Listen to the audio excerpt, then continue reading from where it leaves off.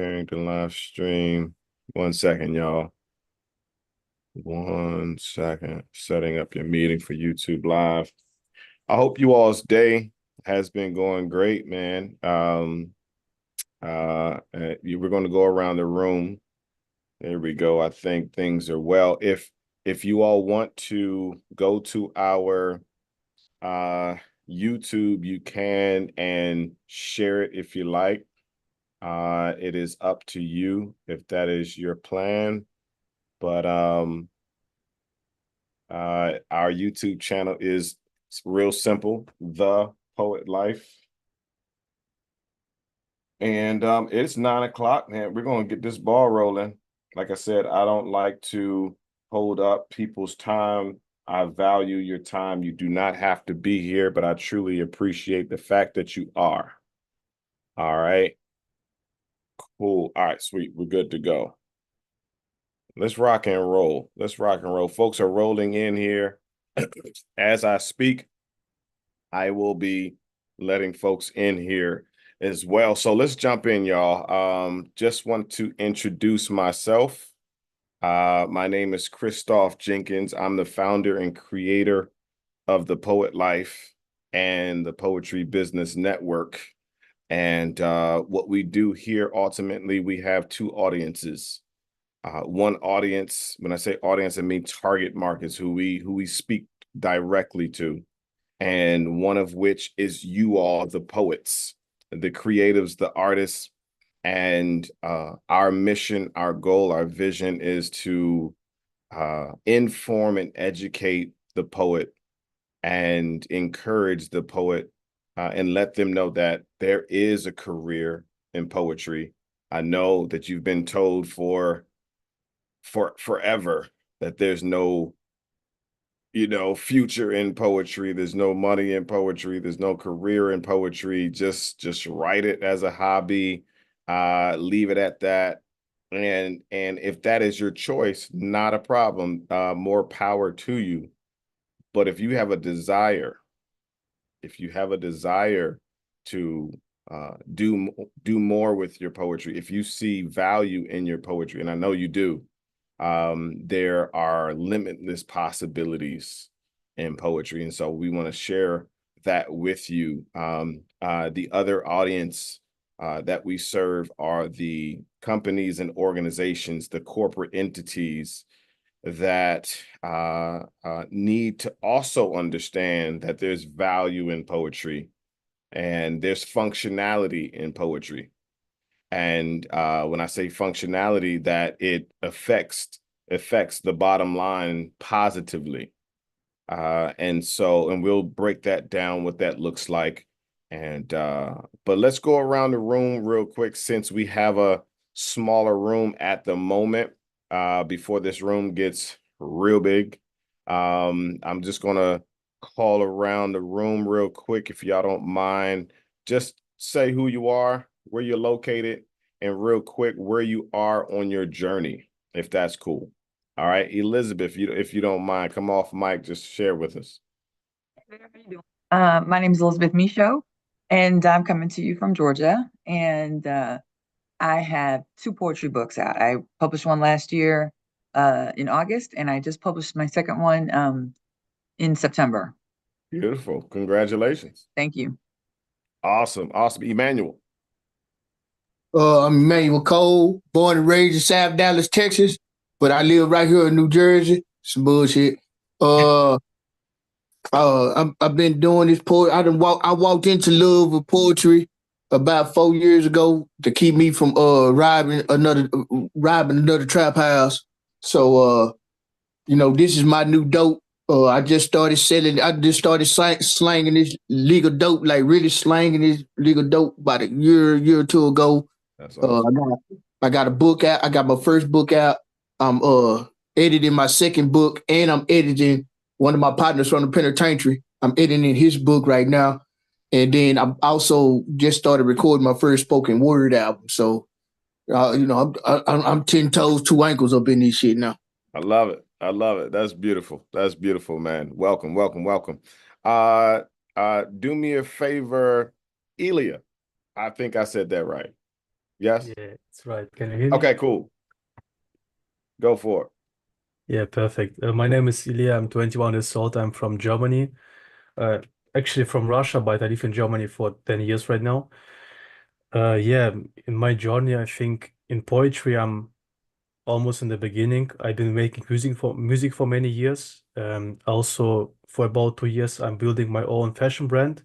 And right now with poetry, because it's also like a passion for me, just try to put the puzzle pieces together and combine it everything in one big project that's really like combines music and the fashion brand and poetry and like this stuff together. And that's what I've been working on it. And then I found this community, which really great. Also watched a lot of videos in the community inside of it. So thank you very much for the value for free. It's crazy. Thank you very much for it.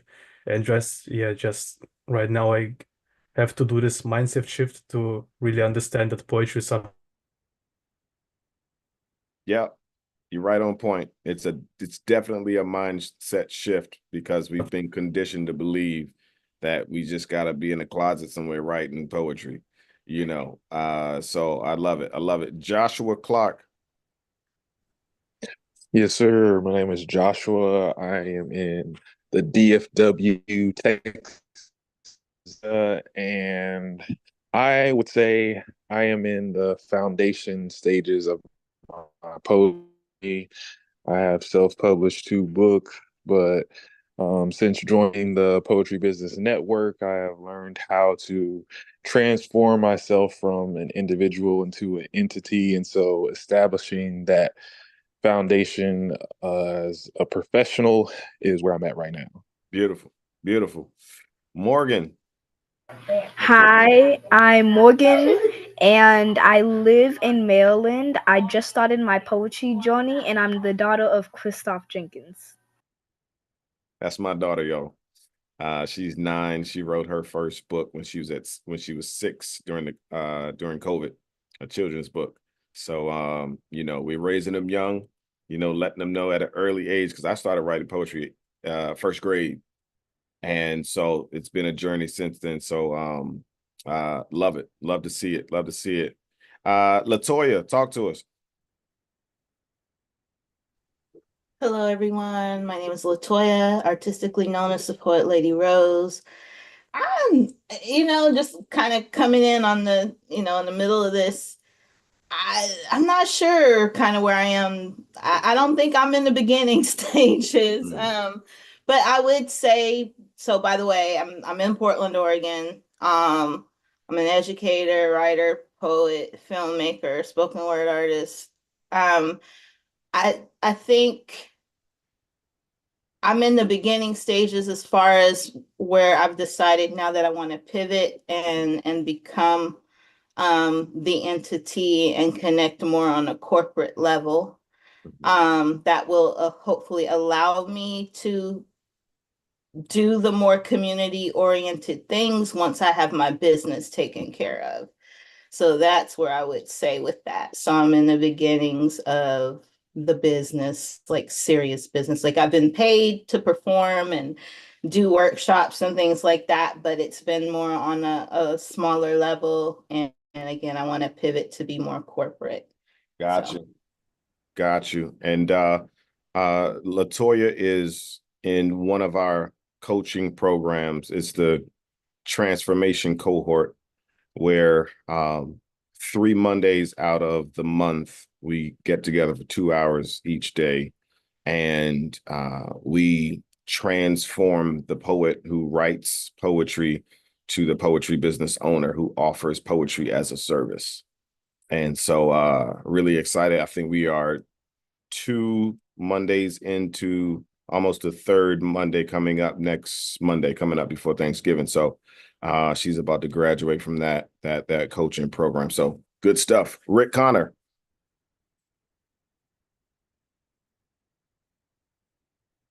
If you're talking, you're on mute. Okay, sorry about that. Good evening, everyone. Evening. I'm in St. Louis, Missouri. I've been writing for years. I'm always the one that made the plays for church and the community organizations I've been in. write poetry just for fun. I'm working on have about 78 different children poems, couplets really. I had an accident in August. I've been kind of bedridden since September and gotten a lot of writing done. So it looks like I might even have to retire from my day job. So your post about making this a full-time job really interests me. So I'm all in. Wow. Wow. Yeah. It's so many like pictures of people's journeys. You know what I mean? And that's an interesting place to be in, but it's going to be an awesome testimony to share as you just shared with us. But adding this element to your testimony is going to be a beautiful one, I believe. So get well soon for sure. And TK. Hi, you guys. Can you hear me? Yep, we can. Hi. It's nice to meet each and every one of you guys. And it's very inspirational to hear everyone's story. I am from North Carolina. And pretty much where I am is I've always written to have an outlet of expression. And recently, in the past few years, I've started writing more. And then I saw your post today, actually, for the first time.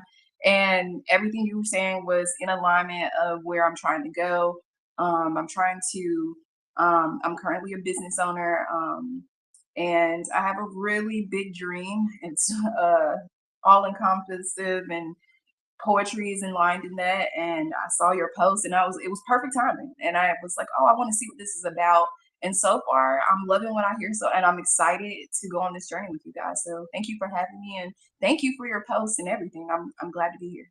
Beautiful, beautiful.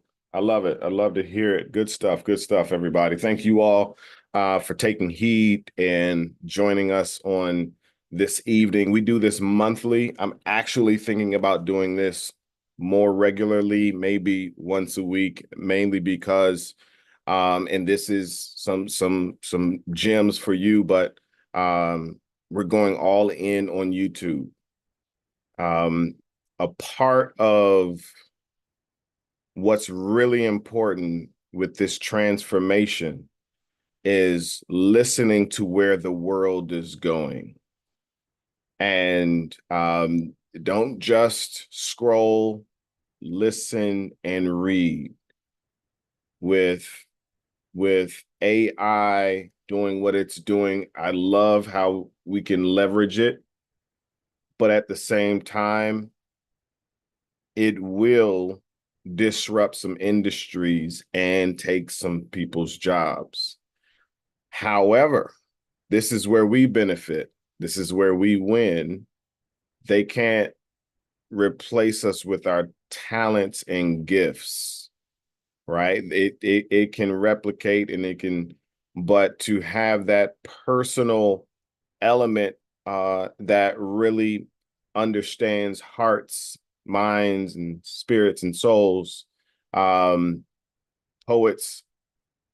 Poets have been here since the beginning of time. Poetry has been here since the beginning of time. Poetry is in the Bible, right? The book of Psalms is poetry. So poetry will be here forever. And that's beautiful. All right.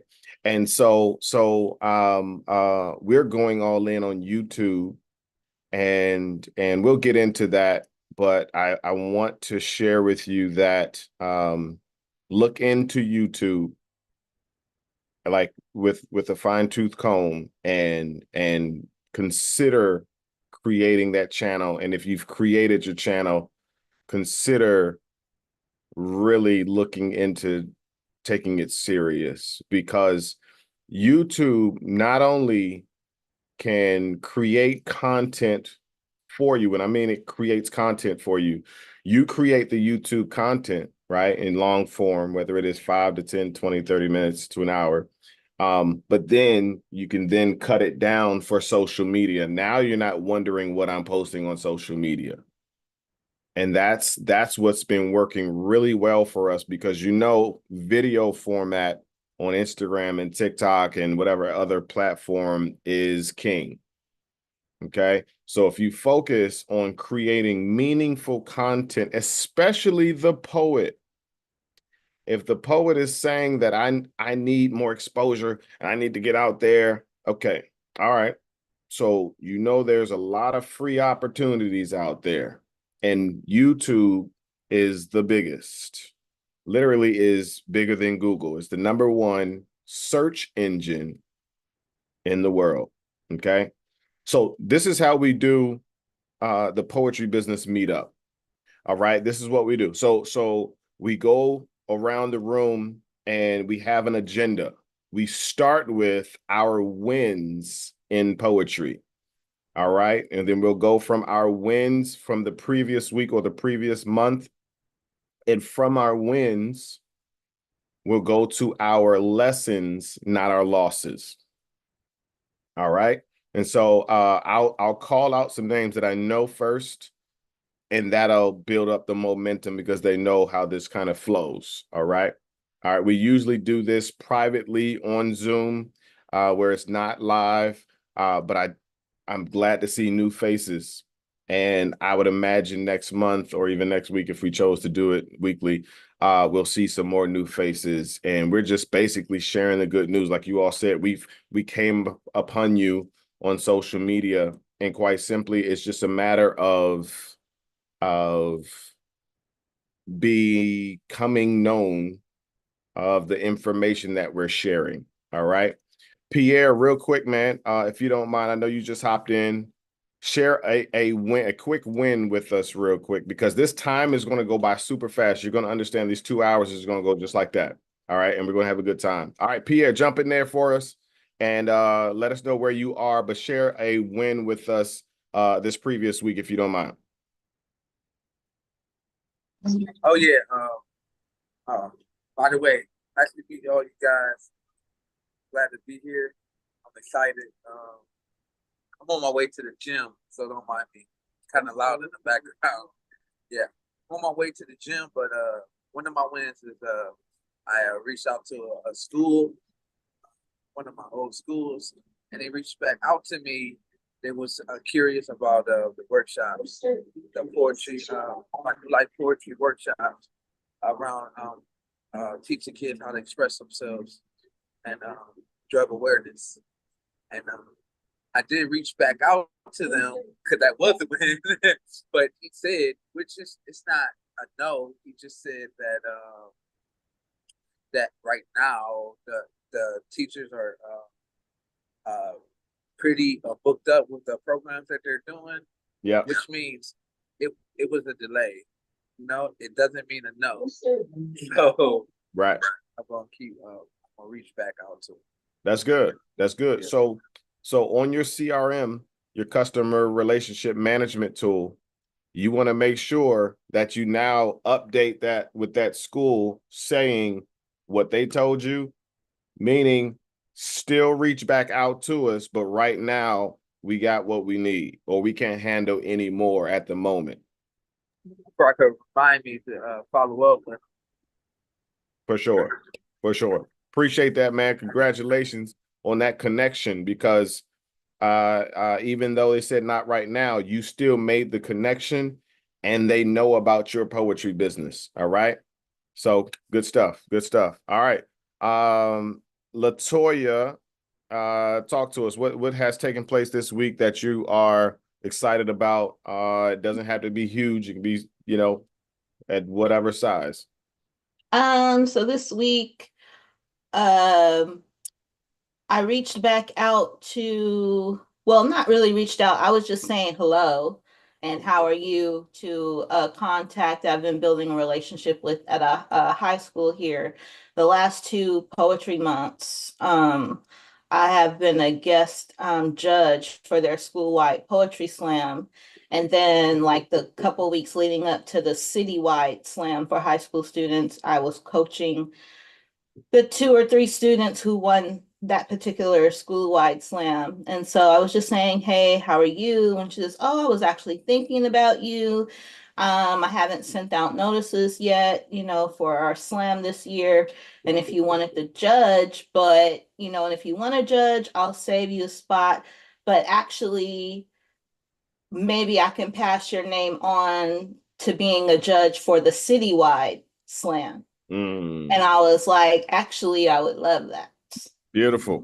So, and when they do that citywide slam, there's like 1,200 people in the audience. Right. From all sorts of, business and sponsors, and you're on the stage and they introduce, all of the judges by their bios. It's covered by the news, blah, blah, blah, blah. So I just felt like, and when I did it the other 2 times just for the school, it was like you said before, but I already had this in my mind about what you're gonna choose to volunteer for, and not be paid.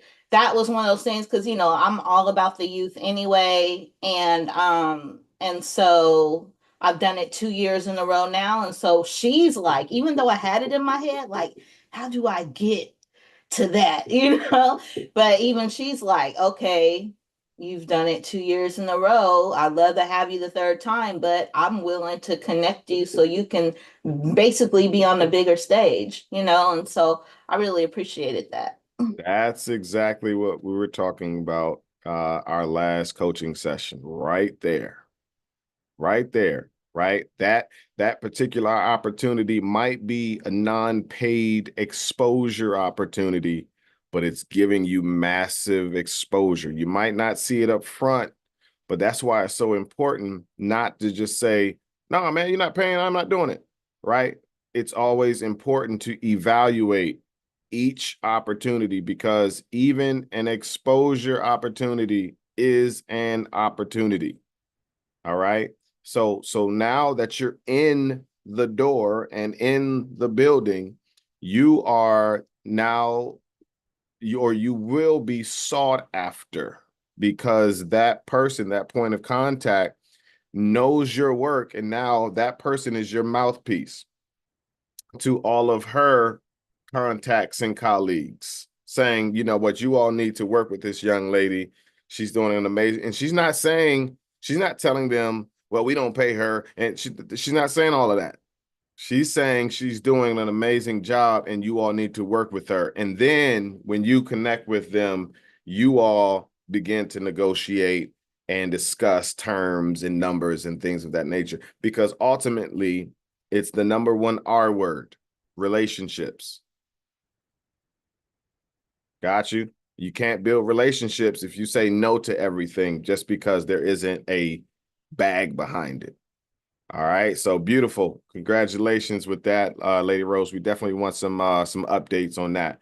All right, cool beans. TK, talk to us. How has your week or even month gone? Any wins? Honestly, this meeting is a win. This meeting in itself is a win for me. Because usually I let procrastination, laziness, or fear stop me.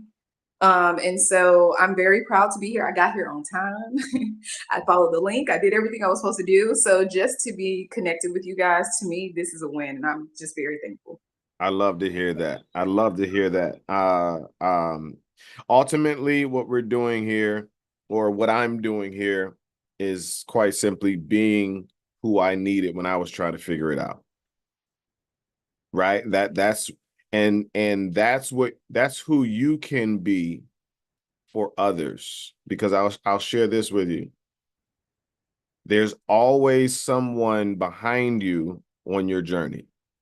Always. Mm-hmm. Even if you're just starting, there's someone behind you that has not started.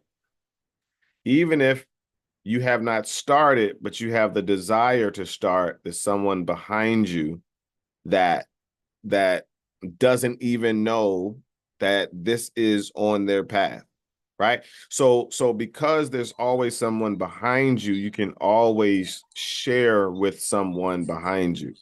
Mm-hmm. Right? So yeah, beautiful. I appreciate that. Morgan, talk to me. One of my wins this week is that I joined the Poetry Business Network. And one of my lessons is that I don't have to wait till I'm a grown up to pursue poetry. I love it. I love it, babe. Beautiful, beautiful. Good stuff. Good stuff. You jumping the gun. We didn't get to the lessons yet. Rick. Okay, for my win, kind of like Pierre, I've created 3 workshops. I'm entitled Creative Writing for Children, and I reached out to a community organization to try it out with them. They were excited before I reach out to the schools, and I think that was a win. It made me feel a lot more confident on what I was doing, and they enjoyed my write-up. That's beautiful. Listen to the common denominator in these wins: education. Every artist should have in their menu of services a level of education offering, right? Because if you're great at what you do, then you should be able to teach it, or teach how it can help someone express themselves, because we know that's what art can do. All right. So writing and performing, they are honestly one of the smaller elements of the art form when it comes to what you can do with it. But that's all we've known, just write, perform, right? And so we're going to get to the limitless possibilities of poetry in just a second. Elizabeth, where you were to share with us, if you don't mind, a win if you have one. Yeah, sure. Last week I did a lot of pounding of the pavement, and I've managed to get my books now into 11 different independent bookstores in the greater metro Atlanta area. So I'm real excited about that. And then there was 2 things. And then, I've been trying to promote on Instagram, and it's been kind of blah. And my brother, who I usually don't take seriously because he's a goof, but I decided, he was like, you need to get on TikTok. I said, all right, whatever. So I got on TikTok, and I read one of my poems, and for me, it got 3,000 views, which was a hell of a lot. I was stunned. So that was kind of cool too. So Beautiful. yeah. Congratulations. The only downside was I had to go back and tell my brother that he was right. So we don't like to do that, but that was kind of a cool thing. So that's beautiful. Congratulations on that. Emmanuel. Man, let's see what wins for this month. Well, I had took me a little break from actually performing, because I ain't want none of the stuff I got planned for next year to seep out into this year. But I had been getting hounded by a few poetry groups that I fuck with real strong, and so I went ahead and performed this month, and now they want me to be part of their collective. The poetry group want me to be part of their collective now, and I've always, just like I so dope, I always been a solo Johnson. I trap by myself and all that. So actually join a collective of other people and taking other people's ideas, I'm trying to put that jacket on, see if it's gonna fit. And I got some people who found out I'm doing my spoken word album, like people want to get on it. And I'm like, I'm telling folks, this is not your typical spoken word album. I got skits on here. I got a whole concept. So you want to be part of it, come on. I ain't tripping. But this poetry shit, man, I'm starting to rock with it. I can't say too much. The people that I've been experiencing around, because I know a lot of folks ain't cut from my cloth. And so that's one of them things I'm trying to learn, that a lot of these poetry cats is not cut from my cloth, and I need to start dealing with people on the cloth that they cut from.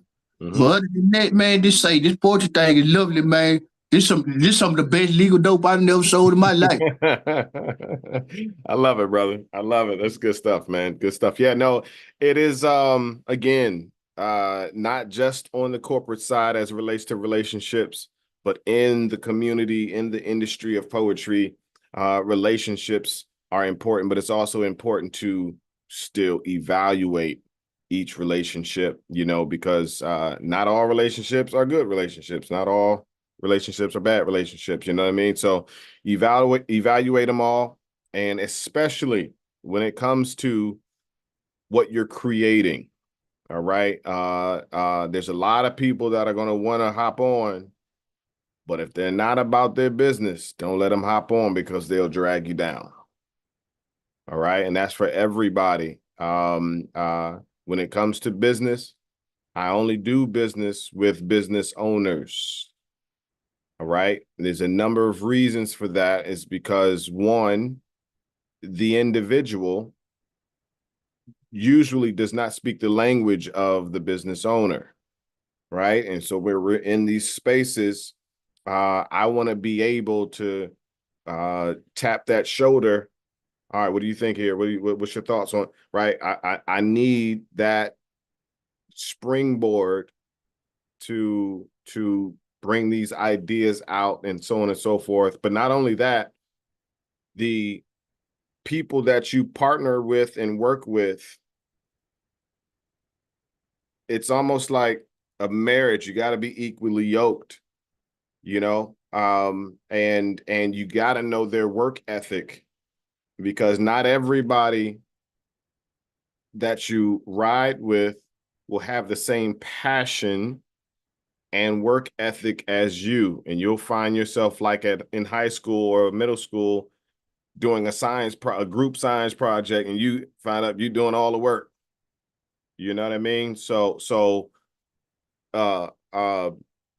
test their seriousness by watching them work or not work. All right. So Ilya, jump in there. What's your wins? They are some of course, for example, being in this community, it's like a big win for me. It's like manifesting. A couple days ago, I watched this film, The Dead Poets Society, which impressed me a lot. It was a great film. And then I came up to this community because I've been on school for a couple of months. Before this community, I done some other projects in here. And then I searched for poetry, and then I found this one. Yeah, I mean, I feel right now like I'm really starting to go on the path that's really like good for me, and where can really see myself, because my problem is I like to do a lot of things, which also always fucks up with my focus and stuff. So Right. one day you like this one other day Right. you like something else. And when you're good in this stuff, you always think, okay, maybe this is the way to go for the career, maybe the other one. Correct. So that's like also the point where I'm trying to combine everything that I really good in, that I enjoy doing for many Yep. years in one piece together. So I always follow this path. Yeah. Post my first song today on YouTube. Nice. Yeah. That's beautiful. How did that feel? It feels good. That's Finally, good. like allow myself to go in this direction, because I was always thinking it's not the serious stuff that I'm doing. I have to Yeah. do something else to make money and stuff. But Right. I finally like allow myself to That's beautiful. sit down, write texts, and make music. Yes. For sure. For sure. You just said something that reminded me of I post these daily challenges on our YouTube page, and one of the challenges was, I think it was yesterday or the day before, I said, it is time for you, the creative, to make a choice, right? We are like, creatives are good at so many things, right? And I know everybody on here can attest to that. We're great at so many things, and I have no problem with you being a jack of all trades. No problem with that. But there's an order that you have to create for yourself. There's prioritizing that you have to set up for yourself, and which one is going to be the trunk of the tree? That's the question, right? So, but we know that the trunk has many branches. but which one will be the trunk of the tree? Which one will be the one that you prioritize and build? You can do a lot of things, but you can't build a lot of things at the same time. You can do a lot of things at the same time, but you can't build a lot of things at the same time. A lot of things going to fall through the cracks when you're trying to build multiple things, right? So it's a matter of whiteboard, piece of paper, writing utensil, write down all of the things that you're great at, but also line them up with all the things that you're great at that make the most impact and make you feel the best while doing it. The one that you can see yourself in the future still doing. The one that you want to wake up doing. Right? And all of those other great things that you know how to do, once or as you build the main thing, you can then look at the prioritization list to say, okay, cool. The trunk is the poetry, but a branch that's about to grow out of this trunk is public speaking. Another branch, once I start building that public speaking branch to be a strong branch so it doesn't break, I'm able then to create curricula for schools so I can license and sell those curricula. But listen, we are not getting any younger. We don't have time to procrastinate. We don't have time to do 10 different things at one time. We don't have time. Let me ask you something, Chris. Go ahead. Go ahead. So that's the thing I'm having a problem with. Because I want to do this public speaking thing. Yes. But then I'm like, the poetry thing, I'm like, which one should I do first? Got it. And I'm like, well, doing my workshop, I'm kind of like a speaker too. Got it. Beautiful. So there's a level to all of it, right? So at what level are we speaking about doing? Are we saying that we want to enhance the way we speak because when I do poetry workshops, I want to speak better? That's a different thing, right? But pursuing public speaking is different. Oh, I see what you're saying. You understand what I'm saying? I want to better my work when do the work. So definitely take some speech classes because one, it's going to enhance your spoken word. It's going to grow the confidence in your stage presence, right? It's going to help you with your articulation, reduce the amount of ums, all of that will simply enhance. So I encourage that. But as far as trying to pursue two lanes at the same time, as far as becoming a public speaker, right? You sending emails, trying to be the poet and trying to send emails to be the public speaker, and right? It's what you don't want to do is confuse yourself, which in turn confuses your target market. So would you say like doing free speaking gigs is part of trying to do two things at one time? We'll get into that. We'll get into that. I got you. We'll get into that. I don't want to pull away, but yeah, I got you on that. But yeah, for sure. Public speaking is definitely a key component, obviously, to spoken word and poetry. Right. But it's just a matter of being careful with accidentally going into that shiny penny syndrome like Elia spoke of. Right. This poetry thing is great, but it's moving too slow. And I think the public speaking thing will move faster. Yeah, trust me, I know what you mean. We are all creatives. We all know what you mean. I promise you. Right. But it's so important because listen, if I was confused as it relates to what my trunk is, you all wouldn't be here. You see what I'm saying?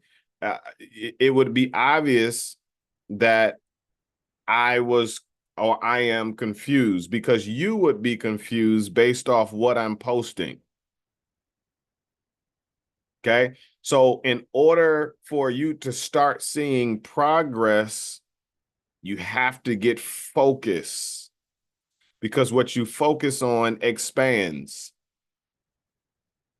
Right? When you focus on opportunities, you start to listen more intently because there might be a conversation over there in the corner at work where your colleague is saying, yeah, I'm about to go to this open mic. Man, we looking for some poets and I don't. And probably about 7 out of 10 of y'all haven't told anybody at your job that you're a poet. And you're trying to separate your art from your corporate space. And we'll get into that too. But let's jump right into the lessons real quick. I'm sorry if I didn't get everybody concerning your wins. But Deborah on YouTube said her biggest recent win is being here in the network. My best recent lesson today is, we're getting right into that, is great advice given to me over on the fine school in the community, is to add audio files to my poem business website. I'm studying how to. Beautiful. Good stuff.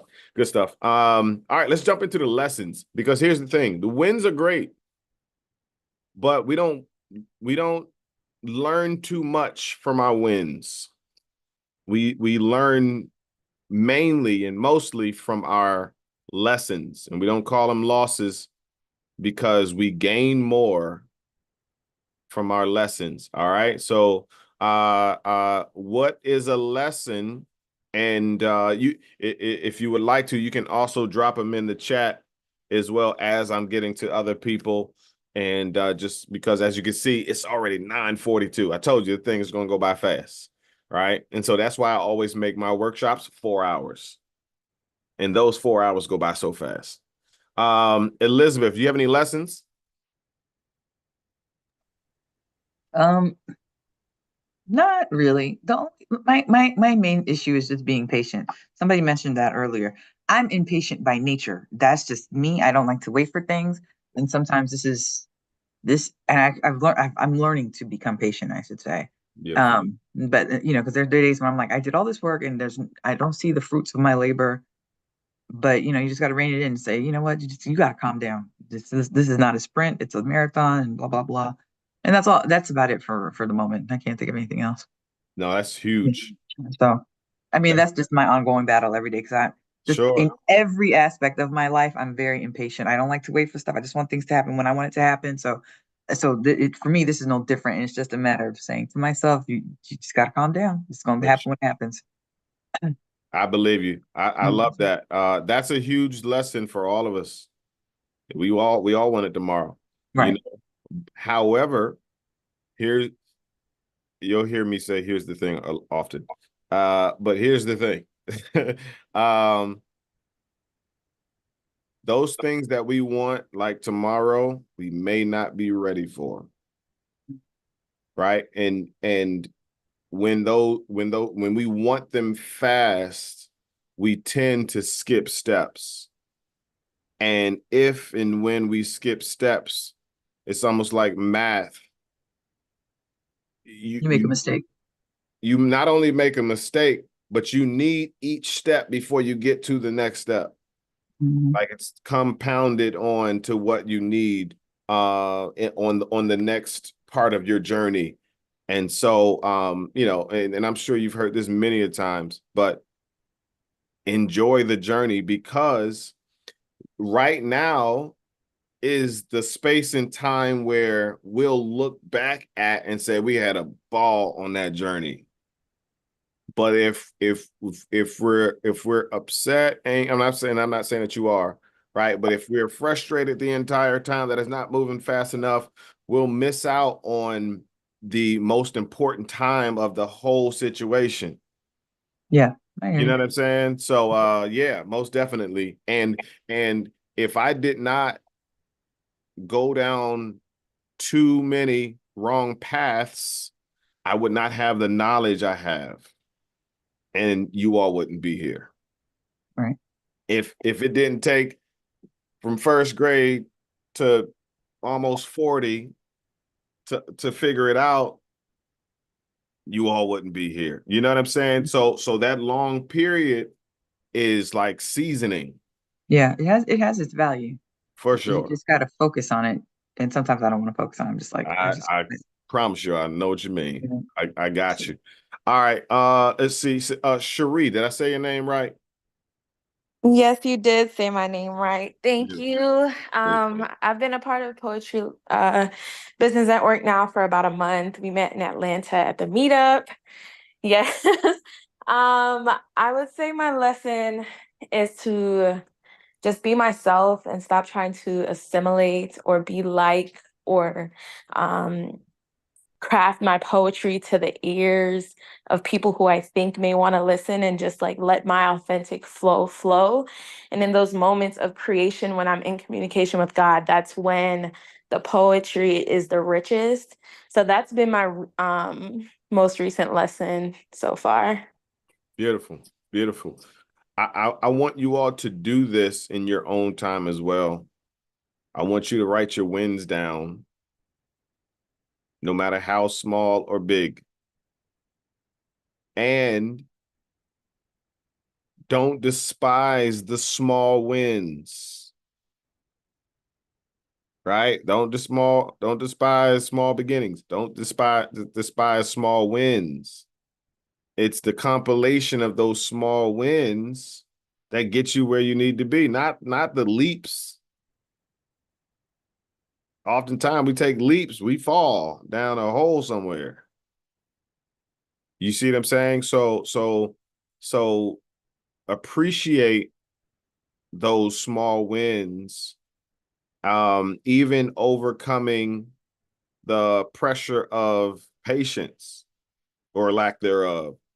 That's a big win, because when we don't, and we say, you know what, I ain't waiting no more, I'm jumping, and then we mess up.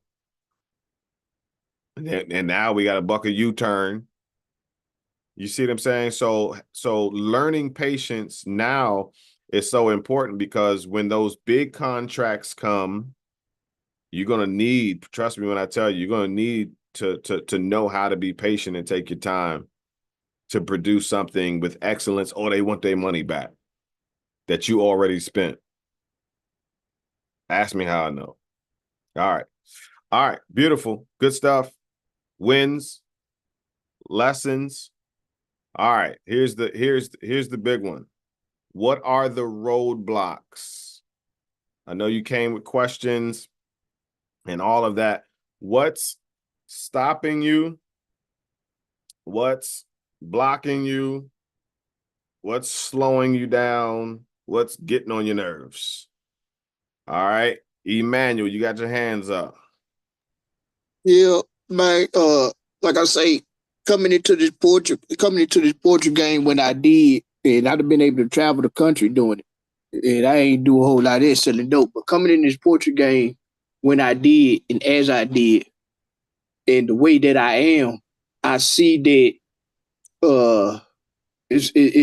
I see that what I had to carve my own lane, because I don't have the voice of other poets. I don't have an inspiration by other poets. And because I didn't read poetry like that. I still don't know nothing about styles and different. I don't know nothing about none of that. I just do me, and it just seemed it worked. And I'm starting to realize that I don't do poetry for poets, because I don't know the language of poetry. I know the language of cats like me, convicts, gangbangers, dope dealers, pimps, hoes, and all that. And so I had to figure out that if I'm gonna do this, and I'm not gonna be mad that folks ain't messing with me. I'm trying not to do a lot of cussing on here because I know this is business. And so I had to realize if I'm not gonna do it for if the accolades that I want, because we all want accolades in this thing. We all want to be acknowledged in this thing, or we wouldn't do it, especially for the.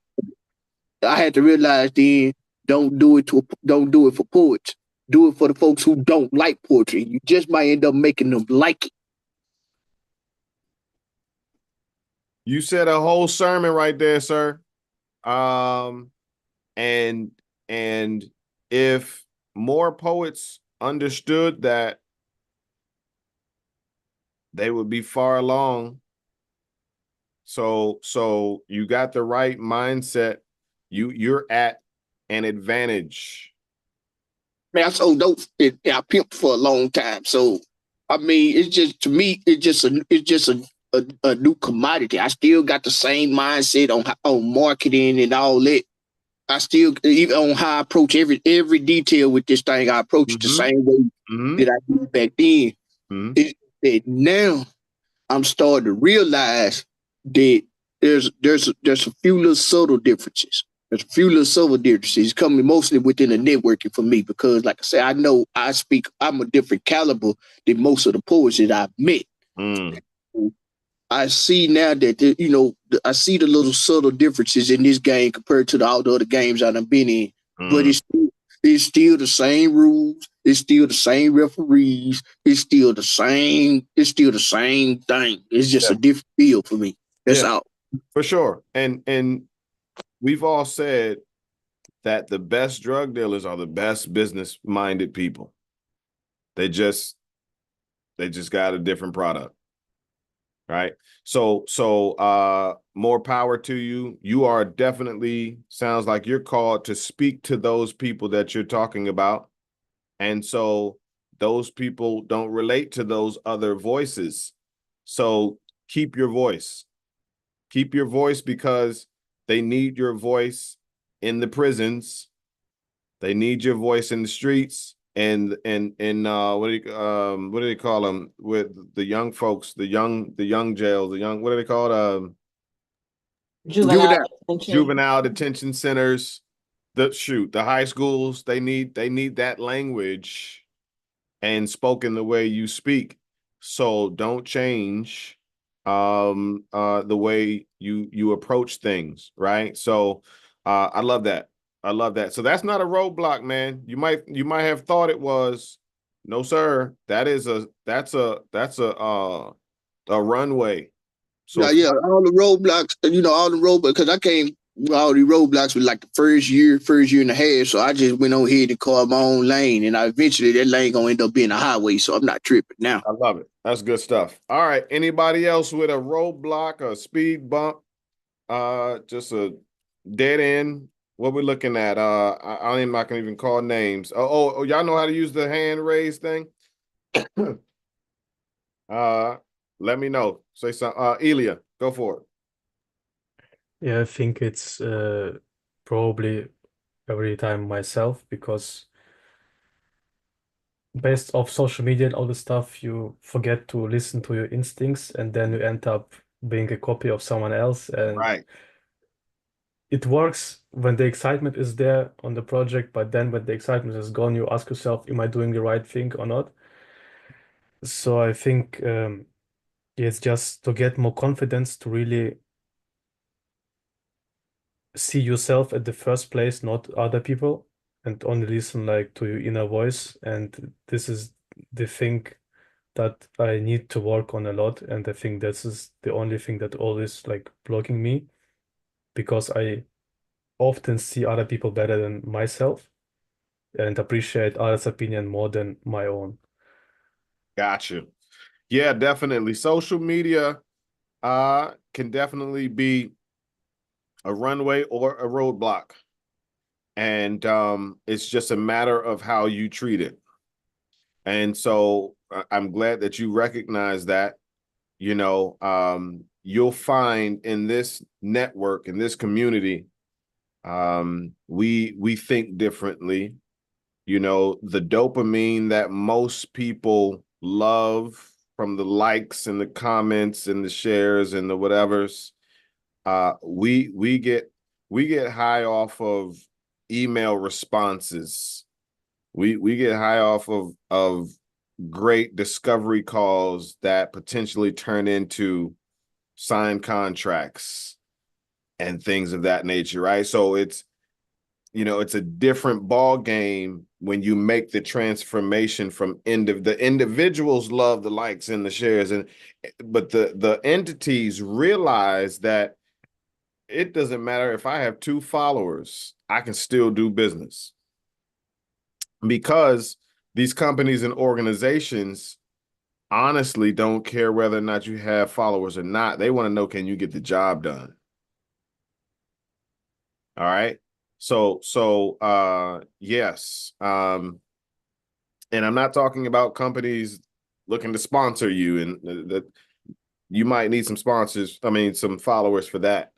But that's not what we're talking about. We're talking about you creating campaigns and you know, projects and commercials, and man, you do music, you do, listen, brother, like you have a leg up in many different areas, and we're going to show you how you can leverage and turn those into different branches to your trunk.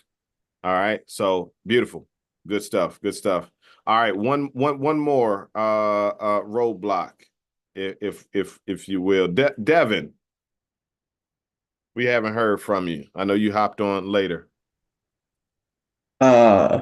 Hi. Yes, it's actually pronounced Devon. I always have. I was gonna get somebody's name wrong. My bad. Oh no, it's fine. Thank you so much. Thank you for having me. Sure. For me, my biggest roadblock has absolutely just been my lack of understanding, because I grew up in a community very similar to the TK individual. You know, my dad was a dope dealer. You know, I grew up in the hood, and in my community and growing up, people buy clothes, shoes, music, everything, but nobody buys poetry. So just the very, even though I've been writing poetry my entire life, just the very idea and concept that you could legitimately make a business out of this that's profitable was nowhere near my thinking or perspective whatsoever. So that's always been my hugest roadblock, is even that basic understanding that this is beyond just a simple written art form. You could actually translate this into a profitable,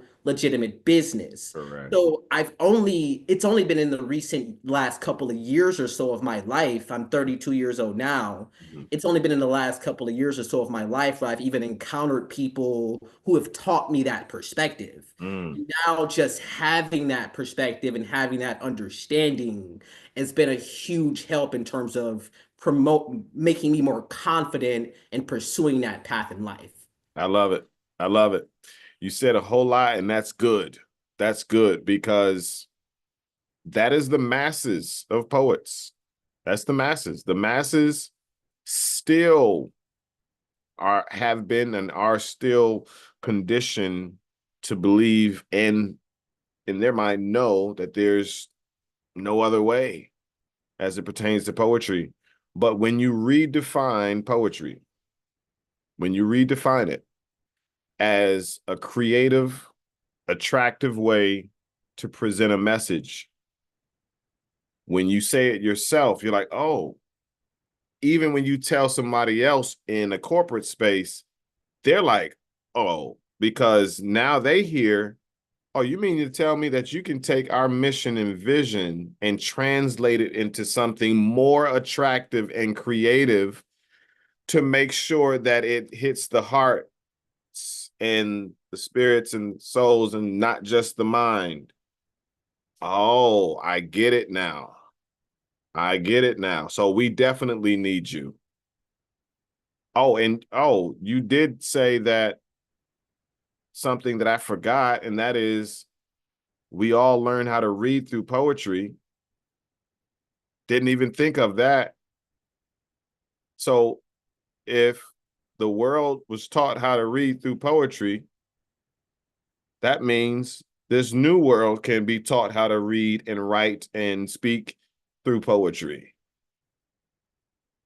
And these poetry business owners can be the vehicle, the facilitators, practitioners, the program developers that offers these services to schools, churches, institutions, all of the above. The icebreakers for conferences, the main attraction at conferences and fundraisers, because they all have messages that they need to be presented in a creative, attractive way. All right, beautiful, beautiful. Okay, cool beans. We getting somewhere. We're an hour in. We're an hour in. So let's jump to goals real quick. Let's jump to goals real quick. Yeah. Wait, hold on. Any more roadblocks? Again, because I know y'all came with questions. Raise your hand for me. I want to make sure you all don't leave here with unanswered questions, and then we'll get to the goals after that. Anybody? And you should. I hope you brought your questions. It can be as specific as you like pertaining to your journey. Ilya, go for it. Yeah, right now it's really like how to make everything in one piece, like the puzzles comes together. Yes. Because I have like this fashion brand that I really want to grow, and I want to combine this one with poetry and music and stuff. Yes. But like my question is right now, should I do it like separate Got it. production name for my brand, or should it everything be under my personal brand name, like all this details, you know? Got it. All right. So if you didn't know, and I'm sure you didn't, the Poet Life started off as a clothing line. Yeah. Started off as a clothing line called Poet Life Gear. The mission was to make sure poets had visual representation like other industries, like sports and, right? Like you walking down the street, you would not be able to point out a poet. But do you understand that I get stopped, stared at daily just because of this hat right here, just because of a shirt that says, and I'm like, oh, you're a poet? And sometimes I'll forget that I'm wearing it. I'm like, how'd you know? And then they point to the hat. But those are conversation starters that allows you to close deals or even just continue the conversation or add supporters to your jacket, right? And but also merch to your brand. So to answer your question, again, priority wise, if you could do it all, which one would you do first? Don't worry about how and which one do you love most? Which one is gonna which one is gonna have you up at 3 o'clock in the morning working with a smile? I actually think it's music, but there are of course some days where it's some other stuff. Gotcha. Okay, cool. So check this out. With a clothing line, you can incorporate your art to promote your clothing line. If you think about big companies, commercials, right? They leverage the arts to connect and relate, right? So you don't have to separate at all. One of my students came to me. He was a chef and a poet. He was like, which one should I do? Should I separate it? I said, you shouldn't separate it at all. I think you should combine it. And now that we've gone down how to do that, now he's a chef who incorporates and infuses his poetry into the experiences that he creates. So just say one of his clients is a couple and it's their anniversary. You know, especially for occasions, you want to create an experience for your loved one, right? Right. So you can call him, he'll create a 5-course meal. You set up an Airbnb, he'll come to the house, rose petals everywhere. He'll create the ambiance. His poetry will then be playing in the background as the audio, because he does love poetry. So it just works so perfectly. Right. And the food is amazing, the presentation is amazing. And or if he wanted to go bigger and do an event, then he would then hire performers to perform his spoken word poetry while everyone ate his amazing food. Just trying to kind of paint a picture of how you can incorporate the art forms that you're great at, right? Especially if you've mastered, these different art forms. So Christoph says it's working beautiful so far. Yep. So if it's the clothing line that's going to be the trunk, beautiful. When you post your reels that are also seen as your commercials for your clothing line, what do you think you're going to use? You're going to use a voiceover of your poetry related to what you're presenting, or a song that you wrote, right? And what's awesome about it is you don't know which one's going to pop first. They might like the shirt, but they might like the song better. You see what I'm saying? So even if you don't know yet right now, experiment and create productions that incorporate your 3 art forms. Does that make sense? Yeah, Absolutely, yes. for sure. For sure. Experiment. All right. Cool. Rick. Yeah, I was wondering, could I stay a sole proprietor? Or are you suggesting we then get a LLC? Got you. Good question. So, and I won't claim myself to be a, tax person and all that good stuff, but I always think about growth. I always think about expansion. And it's like, sole proprietorship is the small pot, but you want growth. So you want to get a bigger pot, which is the LLC that also protects you,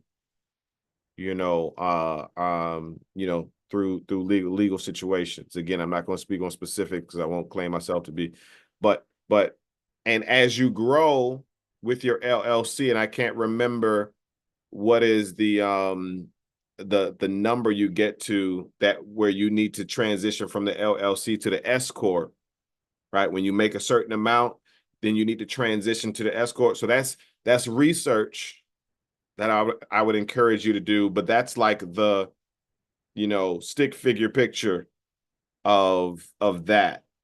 Does that make sense? Yes, Cool. it does. Thanks. Yeah, for sure, definitely. Anybody else? Anybody else as it relates to the questions that you have? Don't leave here mad at yourself because you didn't ask a question and you got me today. All right, cool. Wait.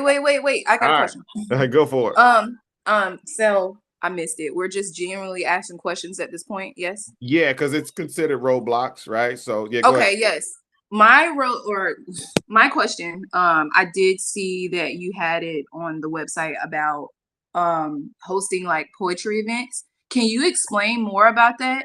How does that work exactly, as well as you did have it in there as an option too, of like you can host it in your city as well.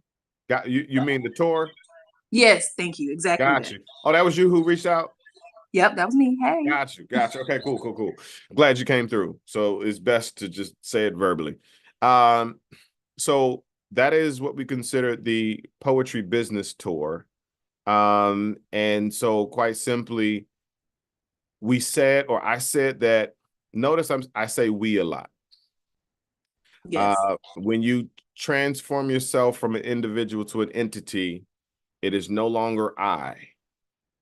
Okay. And that's an example of the language that begins to change within you. Even if you are a one-person show, you still say we in conversations to give the perception of I have a whole team behind me. All right. So take that with you and run with that even now. Okay. But we said that we want to do more of this, but in person, right? I was doing this for years, and I said at that time that I want to get out there and do it in person. How can I do that? And take this and run with it. If you want to perform more, if you want to speak more, if you want to do more in-person things, create a tour. It can be local, doesn't have to be international, doesn't have to be the whole East Coast, whole West Coast. It can be in your city, it can be a mini tour. But here's why. It's all about packaging. It's all about packaging. And no matter how great or terrible the product is, if the packaging is beautiful, people will buy it. Okay. Yes. Right. So when you package yourself up and your desires up into a tour and you want more opportunities, the package creates a magnet or it becomes, or it makes you more attractive. It also says that you take what you do serious and you're confident enough to put yourself on a tour.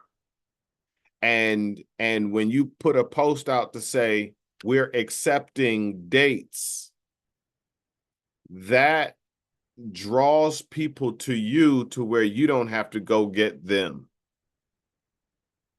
Right? Yeah. We're accepting dates, and the people who see that, who have venues and events and things of that nature, now what they're seeing is an enterprise, is a tour that they then want their likeness on. They want to see their venue on a tour, because as you gain traffic and attention, their venue and their name and their business will also gain attention. Yeah. Okay. So Okay. that's what that looked like. And so as you saw that the same way, people will see that to say, oh, how can I be a date on the tour? Cool. If you got though you should, if you have a website, you should have a landing page for your tour that says all the glitz and glamour about it, but also how venues and other business people can get connected to you and be a date on your tour. I think specifically you're asking how we can come to your area. Yes, sir. What that looks like. Yes, sir. I mean, for Yeah. the most part, you've explained it very Yes. wonderfully of what exactly I wanted to know. Okay. So you're doing great. Keep going. Okay, cool. Yeah. So, and that's quite simply, and it doesn't have to be anything elaborate. You know what I'm saying? That you got to go through my manager. It is quite simply putting a form on there that you would fill out, that you saw in there. I want to be a date. Cool. You fill out that form, and then we schedule a discovery call and we talk about what you're able to do, because you may not be able to do a whole lot of anything. Got You it. know what I mean? Okay. But Yeah. be boots on the ground in that city. Yeah. Right. And so right. So you could just help establish something in that city. You know the scene, Okay. you know the person, Yeah. you know this person. Yeah. We can do it Yeah. at a library. Right. I see. So again, I know when most people hear tour, I don't know if I can do that, man. That's a lot. No, it's not as crazy as it sounds, before Brandon Leak won America's Got Talent, I think in 2021, the year prior, he did not get on the show, and though he tried. They rejected him. But what he did was, okay, got you. Now that I know the process and I know the politics, I know what they're looking for.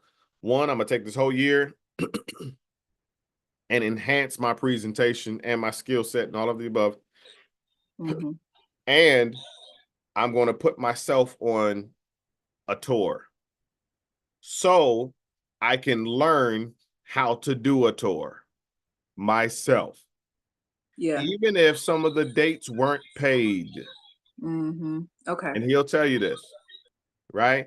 Even if, because again, not everybody, no one's going to know whether that date is a paid date or not, right? Putting a non-paid date on your tour attracts other dates that are paid. Got you? Got it. Yeah, got it. Because you only need one date on the tour, and that validates the fact that you have somebody interested in the tour. Right. And that makes people jealous. That makes people say, man, shoot, I need to get on that tour. I need a date on that. You see what I'm saying? It's like creating a piece of cheese for my, So yeah. So you can do that for your books. You can do that for your performances, whatever the service or art form that you have, you can create a pop-up shop tour if you like. And that what that does is create momentum. It creates content. And that is a spark that can turn into a huge fire. Okay. Okay. Yes, sir. Thank you so much. Beautiful. Good question. Good question. Anybody else? Yeah. A continuation from Monday. I was going to shoot you on the WhatsApp, but I think I can ask it here. So when you were talking about doing the event, the anti-smoking event, and you were paid to put on the event, did you get it all up front in order to put on the event, or was that a deposit situation? Which event was that? Was it the anti-smoking with the contest? Oh, and all got that? you. Good question. What she's speaking about was one of our first clients. And this gentleman reached out to us 10 years after attending one of the many, fighting cancer with poetry events that I put on around the time span of 2012 and 2015. Out of the blue, 10 years later, 2022, Facebook Messenger says, "Hey, Christoph, I'm glad to see you doing well. Looks like you're doing well. Are you still into poetry?" And that question alone speaks to, are you all in this for the long haul? Or are you going to be hopping from one thing to the next? That's why it's so important now to choose. Okay, so I won't go on that tangent. But he reached out and I said, yeah, we're still doing it. We're doing it on a high level. He said, okay, beautiful. I remember, your events, and when I attended, I'm with a new organization, new nonprofit, and I pitched to them that what would be awesome to engage the community is if we did a poetry contest, and which brought out the best of the best poets. Can you create that event for us? I said to myself, this was 10 years after I've done any events, and I was just like, ooh, wait, hold on. Let me get my confidence back. I used to put these events on like it was nothing, and you all too. You all know how to put on poetry events like it's nothing, or you know poets who know how to put on events like it's nothing. And what's crazy is we would put on events for nothing. And I'm showing you, and I'm glad that Lady Rose spoke of it, that these companies and organizations are trying to engage the community and their members and whoever else, where you can pitch to them. What if you did a poetry event where the poets translated your message and your mission into poetry? People love these open mics and these poetry contests. I can put it on for you, not a problem. I have a network of poets that would come out and do this for sure. So to answer your question, the money, so here's like when it comes to business and not, hey, I'm a poet, I'll do this for you. When it comes to business, you get what you negotiate. It's not what you deserve. You don't get what you deserve. You get what you negotiate, what you all agree on, right? So I negotiated and we agreed on that in order for me to do this for you, there won't be a 30-day, 60-day, 90-day net, which means you get paid 30, 60, 90 days after. No, if we're going to do this, I'm not coming out of pocket. Right? So I need at least 50 to 75% of the funds, because event planning, here's how I want you to picture it. Picture it like this. If it's not you and they go hire an event planner, the event planner is getting paid up front. Why not that be you as well? That's how I want you to see it. Whatever services that you're offering, see yourself as that already established company, that vendor that they're reaching out to saying, hey, can you put this event on? That company is not going pity pat and you can pay me when you want to or whenever you choose to. So you have to gain the confidence to have that negotiation conversation to say, no, this is what we'll need. And this is the standard for your business. It's in writing. It's in your contract. You're no longer waiting for them to send you or matter of fact, you're no longer not having a contract. You're no longer just saying, what's the date and what time should I be there? No, somebody interested in working with you, the first response is, let's schedule a discovery call. It's 5 words, I think. Let's schedule a discovery call. 5 words. Always should be your response. If you don't, you're going to shoot yourself in the foot. Because that discovery call is so important, because that's when you get all of the requirements of the project or the event so you can serve them best. But that is also where you get the requirements and information that will best allow you to give them a quote. That's where we're going with this.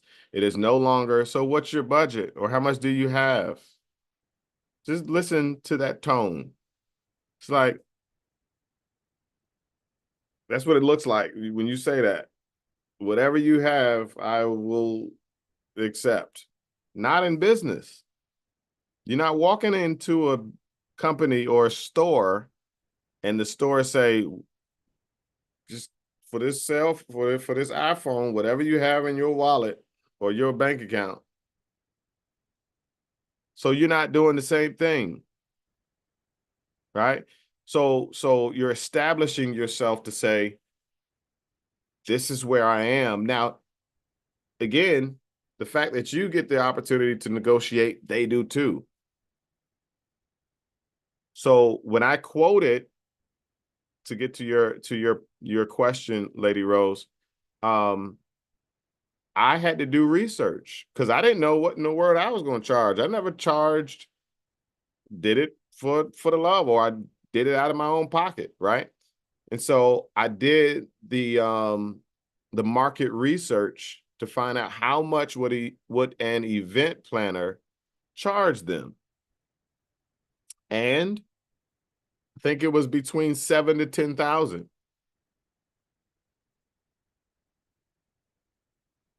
I said, you know what? I believe in relationships more than the upfront money. So I'm gonna take the 7. I'm not gonna hit him in the head with the 10. No, I think I said 8. I think I said 8, right? Because it's best that you shoot high and let them negotiate down. Because if you shoot low, you can't negotiate up. So I think I said 8, just a middle ground between that 7 and 10. And then they negotiated down to 7, right? And I said, oh, not a problem. Because they were like, well, can you do it for 7? I said, not a problem. I believe in relationships, and I think we're going to be in this for the long haul, and we are.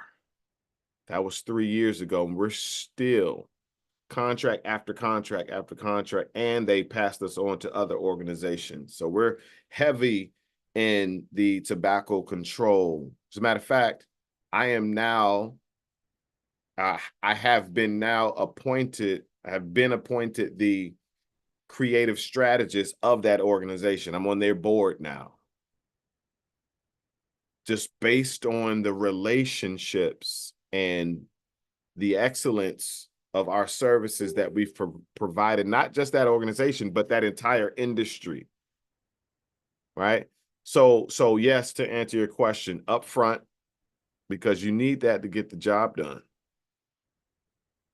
Okay, so, but it's the negotiations, it's the questions that you ask in that discovery call, right? So even if it's just a performance, you need to have a discovery call to find out what kind of audience is this. So you're not getting there with already established poems that you rehearsed, and then it's a group of people that don't look like you. Right? And that's the thing. Read the room before you get in the room. So I hope I answered that question to your liking, Latoya. Definitely. I figured as much, but you just never know, different experiences and stuff. Sure. But I mean, common sense would tell me that it's logical that you would have gotten, if not all, a hefty deposit to be able to even, like you say, carry out what they were asking you to do. But I just wanted to check and see what your experience was. For sure. For sure. And again, every situation will be different. Every situation will be different. Well, how much do you want to, right. She said, kind of reminds me how when an interviewer asks, well, how much do you want to make? The first person to state, yeah, an amount loses. The correct response is, how much do you have allotted or allocated for someone with my experience level? Yeah, and watch this. Now, I'll retract just a little bit, because there was an instance where an organization in the tobacco control, sphere or industry, we had a discovery call. I got the requirements and what they were looking for. Then they asked how much, am I charging? And I had to pause, and I had to go back on what I usually do, because you want to evaluate who you're talking to. Just like you're interviewing for a job, you want to study the company or the organization that you're trying to apply to. I had to study that organization. So I had to evaluate basically how much money they got. You understand? And in this particular instance, had I said it first, I would have shot myself in the foot. And I don't usually quote numbers, but I'm not saying any names of organizations, but I was going to shoot for 25,000. Boy, that would have been a $50,000 shot in the foot because it was 75,000. And then they asked, is that enough? So I want to give you everything. It is a case by case basis. You can tell by tone, body language, you gotta take your time. Okay. So I want to give you both sides of it, but usually when I'm talking to an organization or a person at a company or an organization that I can tell by their tone and body language, they're like, so how much you know what I'm saying? They try to squeeze, but in this particular situation, they would lay back. All right, so how much? I was like, hold on, this is a little different. This is a little different. Y'all laid back, like you got it. So I think I said something like, usually I don't necessarily do this, but I think I said something like on the lines of I want to be respectful of where you all are and what you're something like that. Like so what are you all thinking? Something like that. I don't know. And so when they said that, man, I could have screamed in my skin. And I think all of this was on a Zoom call. And so when it was over, I slammed that laptop down to make sure it was shut down. And I think I ran out the house. But in the moment, I had to compose myself, my face and body language, to act like I've been there before. Like that was normal. I had to present myself like, oh, okay, yeah, that's more than enough. We can work with that. Boy. And do you think you being presenting as the business and the we is what made that possible? Not a doubt in my mind. Matter of fact, it was because we were referred to them by the person in the organization that reached out 10 years later. That's why you always got to put your best foot forward, your best presentation, excellence always. Because they're going to talk, whether good or bad. If you're working with a school, the principals are like in a fraternity. They're all in a group chat. Oh man, we got this poet. He's amazing. Y'all need to get him. Happened with us. My daughter's school, a pre-K school, when I wasn't doing schools at all, I was in the principal's office or the owner of that school's, office. And she saw a hat, Poet Life hat. She's like, "You're into poetry?" She's like, yeah. I was like, "You work with kids?" I was like, And this was a Friday. I was like, yeah, for sure, definitely. Lying. I work with one kid, But I tell you one thing, I didn't turn it down. Because what I did was that weekend, I got on my grind and created a one-pager because she said, all right, cool, just send me something. All right, not a problem. I'll get it to you by Monday. Did that. Following week, we were in the school teaching kids how to express themselves through poetry. And what's amazing is she came into the first session and it's like, and then left out. And I was like, oh, was that good or bad? She went to her office to send a text message to a colleague of hers who runs an after-school program in 3 different schools.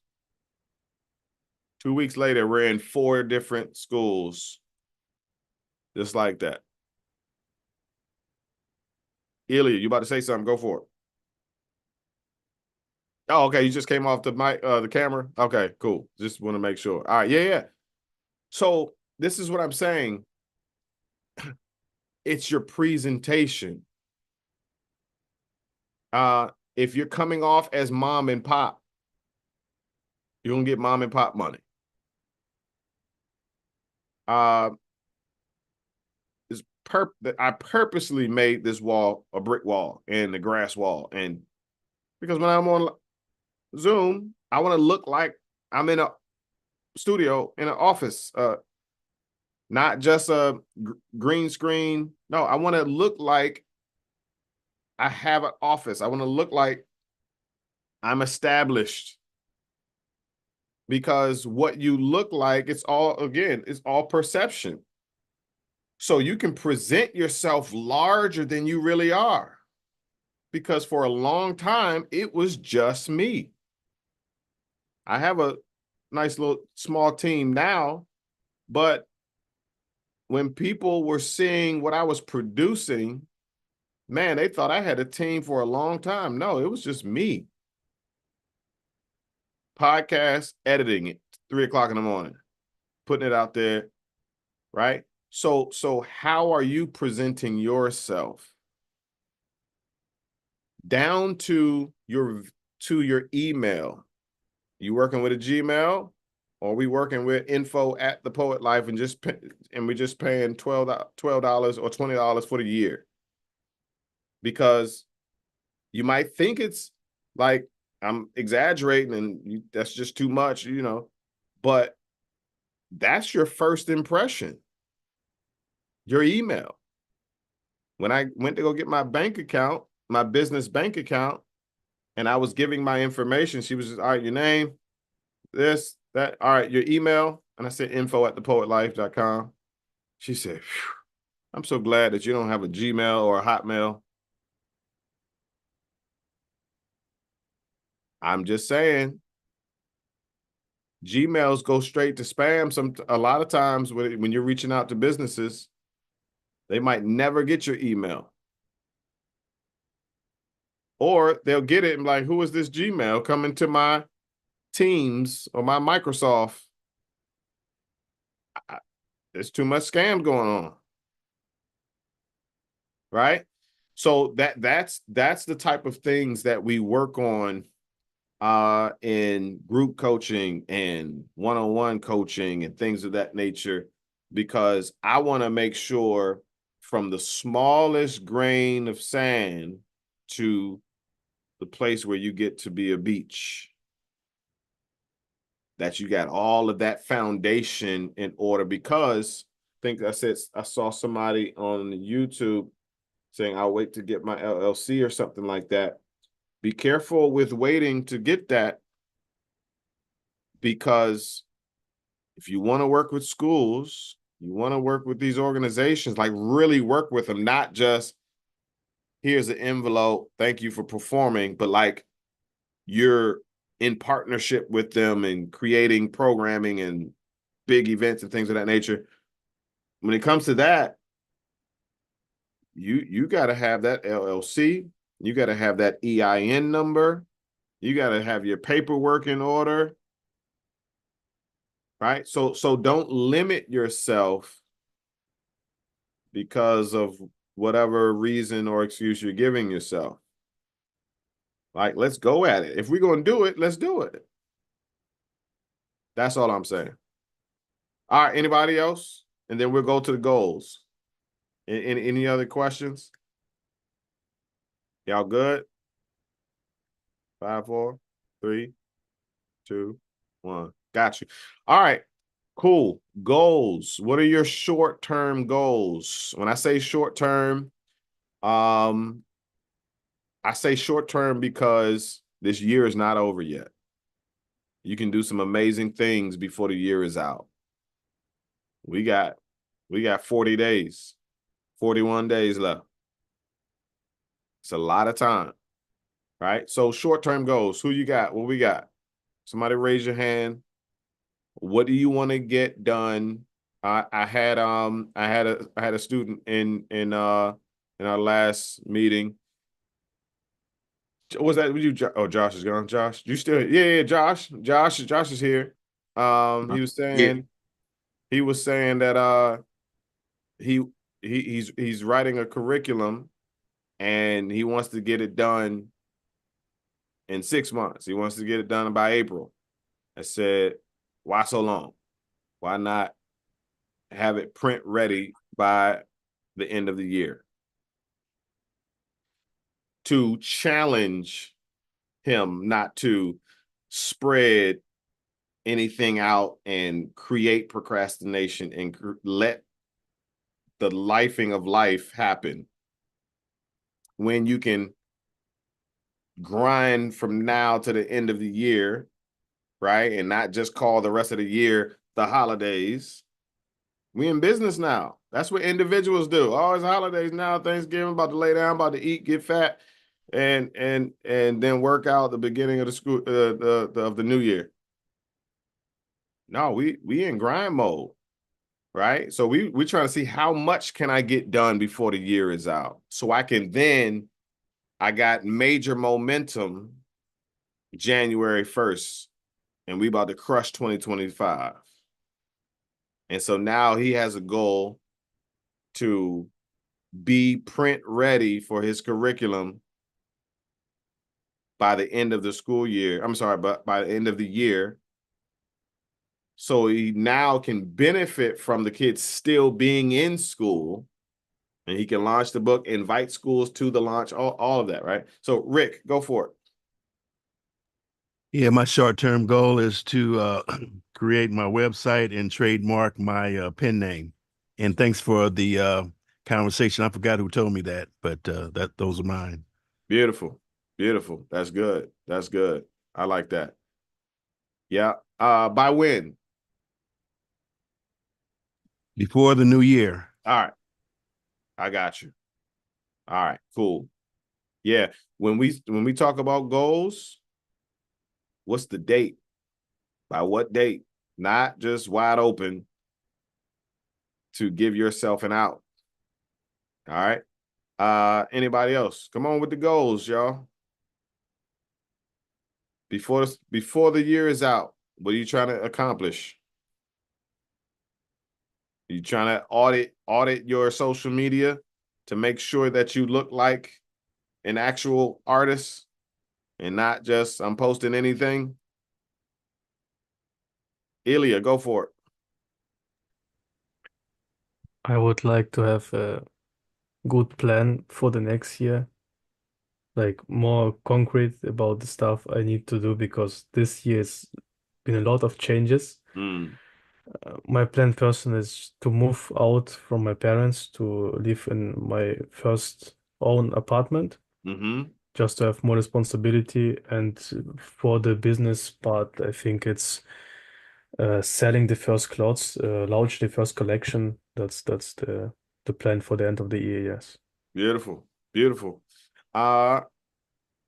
Take this how you would like it. Don't rush out the house. Don't rush out the house before you have created some form of establishment. Okay. Leverage, because it's all mindset change. Leverage the lack of bills, leverage the lack of responsibilities, so you can focus on that creativity, because the responsibilities and the bills pull from your creativity. The lack of time pulls from your creativity. The focusing on the bills that come around like this, pulls from your creativity.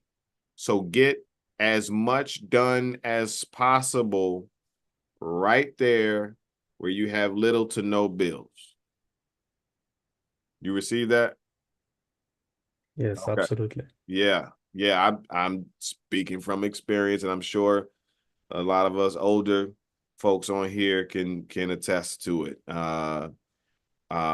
Anybody else got everybody should be talking about these goals now. I want to get some virtual workshops up for really next month. I want to be getting some 2025 dates scheduled. So I need to be putting out some emails. Yeah. And then I am going to be in a magazine article at the first of the year. So I want to have my website and things updated in time for that. Beautiful.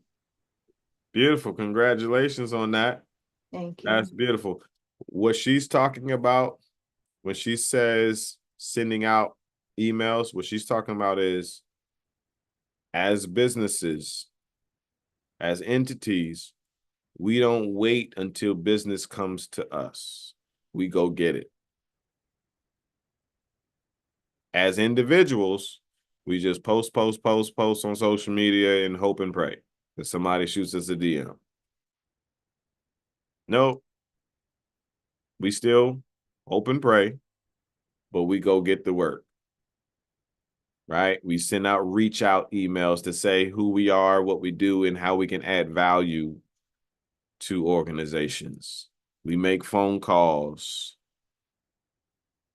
We connect with our warm market people that we already know that are in universities, in schools, in churches, in institutions. We tap them to let them know that, hey, we're serious about what we do, and we believe that we can add value to your school. Let me just come in and speak to the kids. Don't think about the money up front. Build the relationships, because once you're in there, show them the work. And then network. Show your work and network. That's how this thing works. All right. Anybody else? Anybody else? Any goals? All right. Cool. Beautiful. All right. Cool beans. Welcome to the Poetry Business Network, everybody. This is what this looks like. Partake in the classes. You're talking about a mindset change. Take those classes. Right. Those classes stem from a course that I created called the Poetry Business Blueprint some years ago. And I invested $6,000 to learn how to learn how to create a course. Not for them to create a course for me, which I could have. No, I invested $6,000 to learn how to create a course, and now I know how to create courses. Now it's an asset for me. And here's my point of saying that. You'll never get paid more than you've ever invested in yourself. Like, I would have never seen that 7,000, that first 7,000, if I never invested in myself with that 6,000. That's how this thing works. So if we're still trying to do everything for free and we're trying to get a discount on everything, your mind, it won't make sense to you for it to come out of your mouth to say, I charge more than I've ever invested. That right there hits the heart like, oof. All right. So you gotta feel what it feels to let it go in order to feel what it feels to receive it. All right. So those classes will put you in the right mindset, and not only the classes, but the podcast. The podcast is me having conversations with poets that have done amazing things in poetry, and them explaining and instructing on how they did it. They're giving the blueprint on the podcast, 7 seasons. So you can binge watch for a long time. Right? So binge watch that outside of the TV that you're going to turn off. I encourage you, don't just chill because it's the holidays, man. You can get a lot done before 2025, and your 2025 can look amazing because you did 40 days of work. That's all I'm saying. Podcast classes. If you want to accelerate, we have the group coaching and the one-on-one coaching. Quite simply, we're giving you as many resources as possible. We also have the workbook and the journal that you can purchase as well to have something tangible. It's a 30-day challenge from December 1st to whatever month it is, December 1st to the end of the month, that gives you small steps each day. Knock that out. Cool, done deal. That's the dopamine hit. That's a small win. All right, what's the next challenge? Boom. All right, cool. Let's go. All right. So I don't want to hold y'all, man. This was a great 2 hours. I told y'all it was going to be fast. This was going to be fast. And thank you all for participating and being, one of the charter members of this live that we'll start, that we've started today, and no longer it be private. And I encourage you to invite. Don't hoard all this knowledge. Invite your poetry collectives and poetry friends. You're welcome. You're welcome. You're welcome. Let the folks know the information and the knowledge is here. There's no reason why we should still be believing that there's no future in poetry. All right. If y'all are good, I'm good. Any last minute questions before I let y'all go? I want y'all to leave here with burning questions. Y'all good? If y'all good, I'm good. You're welcome, most definitely. I appreciate y'all. All right, y'all. Y'all have an awesome night. Get some rest, and let's get to the work. I'll see y'all Thank you very at work, much. all right? Thank you. Take care. All right. Have a nice day. Bye. Beautiful.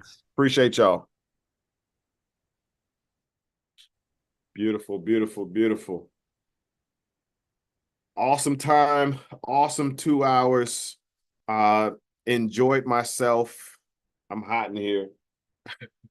Can't feel it while I'm working. It's the adrenaline. But I hope you all enjoyed that.